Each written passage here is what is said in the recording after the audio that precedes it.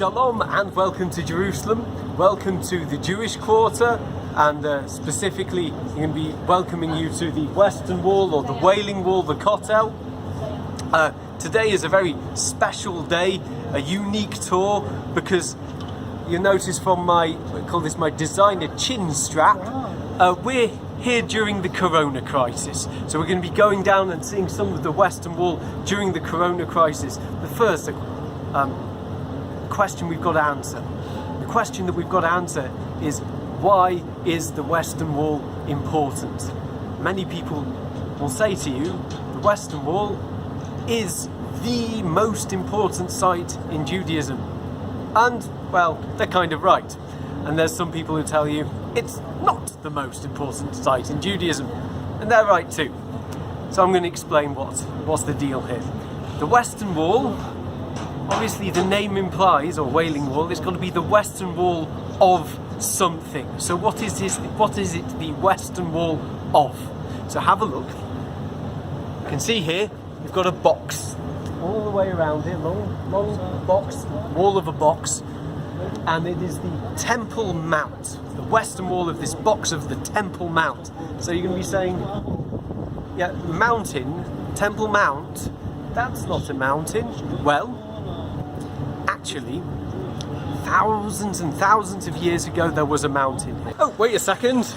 Don't forget to leave comments, to like and subscribe at any point during this video. On this mountain, Abraham was commanded to sacrifice his favourite son, Isaac. So he took Isaac up to the mountain, was just about to sacrifice him, and God commanded him instead, because it was a test, to sacrifice a male sheep caught in the bushes. It was here in about 3,000 years ago, 1000 BCE or thereabouts. What's a few hundred years between friends? There was a temple known as Solomon's Temple, or the first temple, which stood right over there, where the Golden Dome is. Then that was destroyed in 586 by the Babylonians, and then about 40 to 70 years later, again, what's 20 years between friends, the Jews come back, they built a new building, and the new building was called the Second Temple. This building wasn't as impressive as the first, according to rabbinic tradition. Finally, a gentleman called Herod the Great decided to build the temple bigger and better and more splendid than it was before. Now, one might ask, why does Herod the Great get to build the temple, get to rebuild the temple? You can make this question even more sharper, because Herod the Great wasn't that great. I'm going to give you now the abridged list of who Herod the Great murdered. He killed, according to Christian sources, he is responsible for what's known as the Massacre of the Innocents. According to Jewish sources, he killed most of the members of the Rabbinic Council, the Sanhedrin. He also killed his favourite wife, Mariamne, and preserved her in honey. He probably is the creator of the phrase, "Hi honey, I'm home." Cue applause. Now, why does he get to build the temple? Well, there's a story. The story goes like this. You might have heard the story of the prince and the pauper. This is very similar. Herod dresses up as a poor man, goes throughout the city, not like the story of the prince and the pauper, to find out what it's like to be poor, instead to get a list of all the people who are speaking against Herod. He's his own secret police. And it's a bad day for Herod, or a very good day for Herod, which way, every way you want to see it. He gets to one man, one of the surviving members of the Rabbinic Council, a man named Bava ben Buta.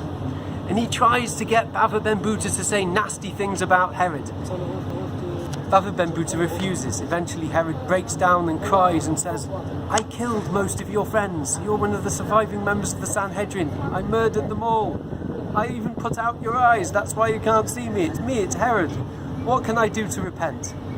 And Bava ben Buta said, "He who has extinguished the light of Torah, of Jewish wisdom in the world, must rekindle it by rebuilding the temple bigger and better and more impressive." So what did Herod's engineers do? They took the mountain and they surrounded it in a massive box box, and the box is known as a temenos in ancient Greek. So if you have an ancient Greek word of the day, this can be your ancient Greek word of the day. Temenos, large box. And on top of this box, they built the temple. Rebuilt the temple, much bigger and better and higher than the Golden Dome there. And what the Western Wall is the western wall of that box, and it's holy because it's part of the temple precincts, and it's also holy because it was the closest wall to a room in the back of the temple called the Holy of Holies, where only the high priest could go one day in the year, on the day known as Yom Kippur, the holiest day in the year, still commemorated by Jews to this very day, a day of fasting and introspection. Lastly, I want to make this very clear. The tour is mainly going to be about the Jewish experience. I am not negating other religious experiences here. This is also the centre of the world for Christians, for many Christians, as I've mentioned in the tour number 1, the tour that I took from a viewpoint on the other side of the city over there. This is the focal point for large parts of Jesus' life. And also for Muslims, see that nice, beautiful golden dome there? That golden dome is a place where, according to a part of the Quran, which I've mentioned before as well, called Surat al-Isra, where Muhammad rose up to heaven to receive the central principles of Islam. But why just for Jews am I focusing today? This is our only main focus. This is our holy site. This is the central focus of Jews. Every time a Jew has a piece of bread, they say grace after meals and they pray for Jerusalem and the rebuilding of the temple. Every time a Jew gets married, you might remember this if you've been to Jewish weddings, they stamp on a glass and shout Mazel Tov. They break the glass to remember the temple which stood right there. This is the motherboard of all Jewish spirituality. So we're going to go down in a second, have a look at the Western Wall and try and connect that into the historical story. So we're just about to go down to the Kotel, the Western Wall. If that video is already posted, hit the link right now. If it's not posted, hit the subscribe and remember to hit the bell button so you can be informed when the video of going down to the Western Wall, which I'm in the process of editing right now, is ready for you. And as I mentioned, I'm a tour guide. All my work is kaput, no work now until goodness knows when. So if you want to help, especially help the quality of the videos, please visit my Ko-Fi page, and you can also show your appreciation in monetary form. Thank you very much, and as we say in Jerusalem, it means hello, it means goodbye, but it means peace. Shalom, and thank you for joining me.